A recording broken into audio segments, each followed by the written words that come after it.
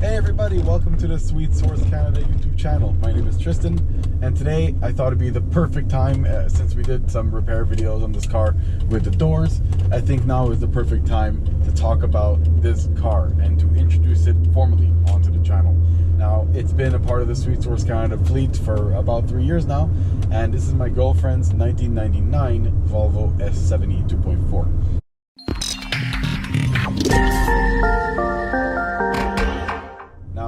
All about this car, just to give it a brief introduction. We bought this car, like I said, about 3 years ago, give or take. It's coming up on 3 shortly. Bought this car about 3 years ago.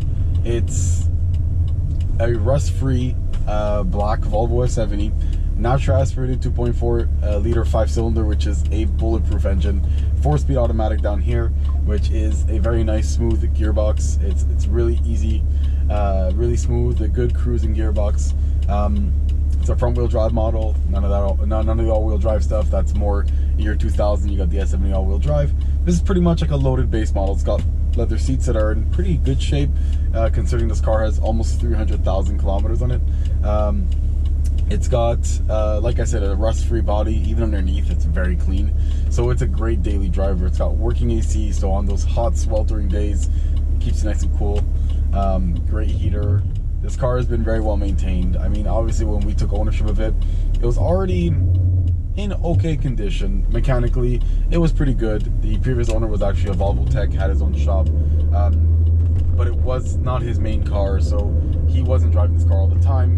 So things like, you know, oil changes and all that, yes, were kept up, but things like bushings, maybe, stuff like that, were kind of put to the side temporarily, and gotten to at some point eventually, if ever. We ended up getting this car for really cheap. It was very clean when we saw it, like body-wise, it wasn't rusty. Clean subframe, clean body panels, clean underneath. So it was good overall. Like I said, the only real issue with the body was there's rust on the doors. That was really the only issue, and of course we changed both doors on this car. So ultimately, when it came to those issues, it was also like mechanical stuff. We did the, of course, timing belt water pump job was done. Everything original. I had it done at the dealership by a friend of mine who works there. I had also done like the PCV system, kind of some major components. The most recent stuff we did was the heater core, links and control arms. We did the trailing arm bushings and the Delta link bushings in the back. So this car is really well sorted. It's got new brakes front and rear about 2 years ago. So it is a very well sorted S70. It drives very well. It's very quiet. It's got a really quiet new exhaust on it. So as far as the daily goes for my girlfriend, it's a safe car. It's comfortable. Has working air conditioning for her.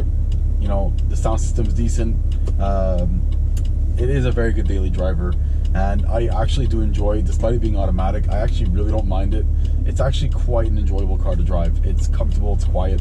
Like I said, the ventilation works great, whether it's heat or air conditioning, it works very well. So it's actually a really nice daily driver, and it's a car that even I will use once in a while. Normally she's the main driver, she drives it almost everywhere. We like taking it on road trips because it's very comfortable, quiet, we can put AC. Not all my cars have working AC yet, so this one usually gets tasked with road trips because it's a bit more comfortable, and especially on those really hot summer days, this car keeps you really cool and comfortable. My girlfriend loves driving this. She's owned 2 Toyotas in the past, and she said she'll never go back after driving this car and after owning this car. Of course, there was some sort of influence from me to pick up this car, but in the end, she does also like Volvos. She likes cars like the XC70 as well. There's a few models she does like, so when she saw this one with the wing, and it had C70 wheels on it, she was kind of in love with it, and I went ahead and picked it up. It was about a 45-minute drive to go get this car, but it was totally worth it. The drive back was a blast, and like I said, a lot of maintenance on this car has been very up to date. I keep this car very up to date because I do not want her to get stranded, and I do not want like any major issues, so that she can just chug this thing along. Did some preventive maintenance as well, chug this thing along and just keep doing her daily travels with it without having to worry about any reliability or maintenance issues.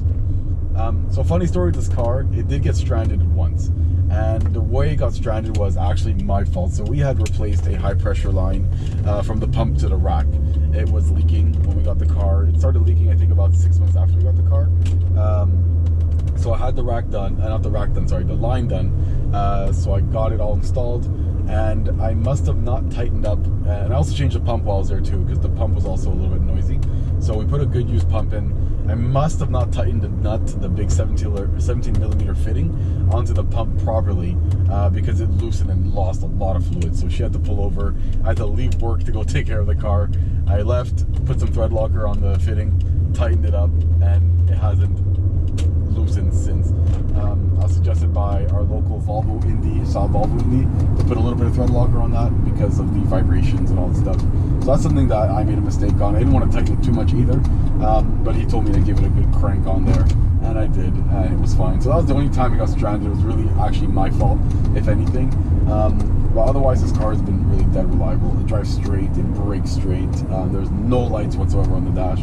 I put in a good used throttle body as well, a Volvo yellow label, which is the rebuilt ones, the contactless ones.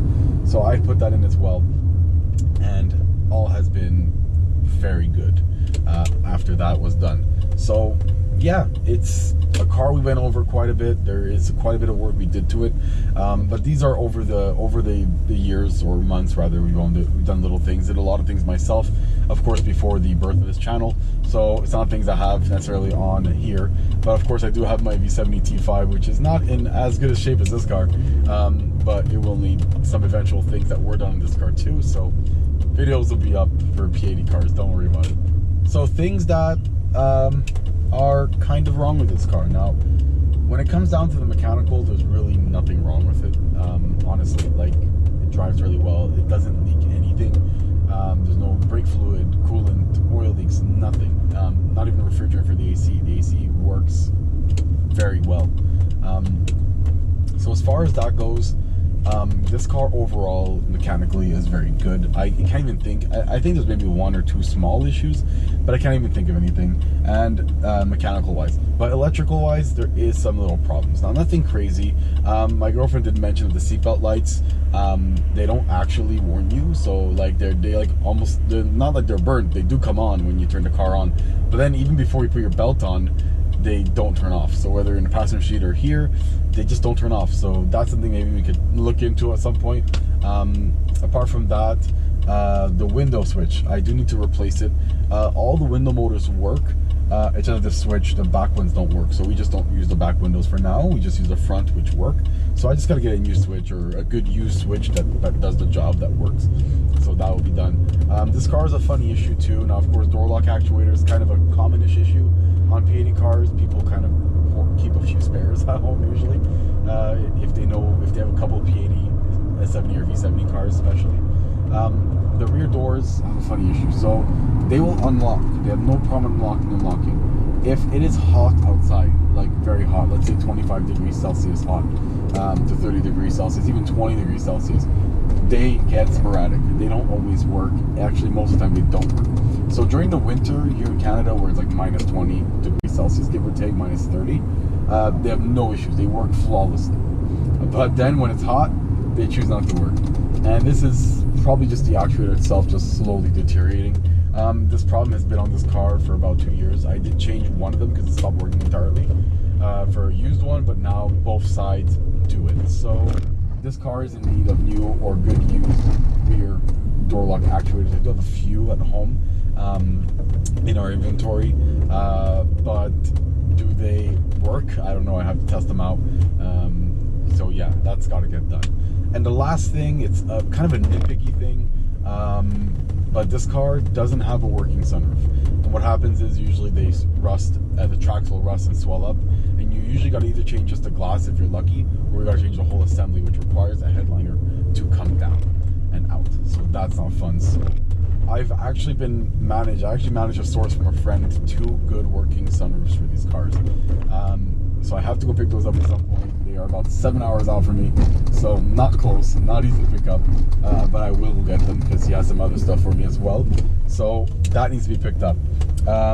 So once those are picked up, I will be able to get the sunroof working on this car, and it'll be much nicer to have the sunroof working, because as much as she likes her air conditioning, if the day has a nice breeze outside and it's still hot, she does like to open all the windows down, have the sunroof open, and just have air flowing through the car.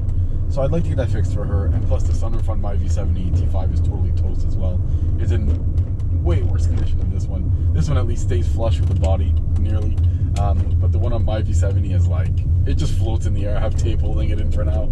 So it just kind of flies in the air, and when you drive on the highway, it makes a nasty wind noise. So I just have tape on it. But we're not talking about my V70. We're talking about this car. So overall, like I said, these are small issues.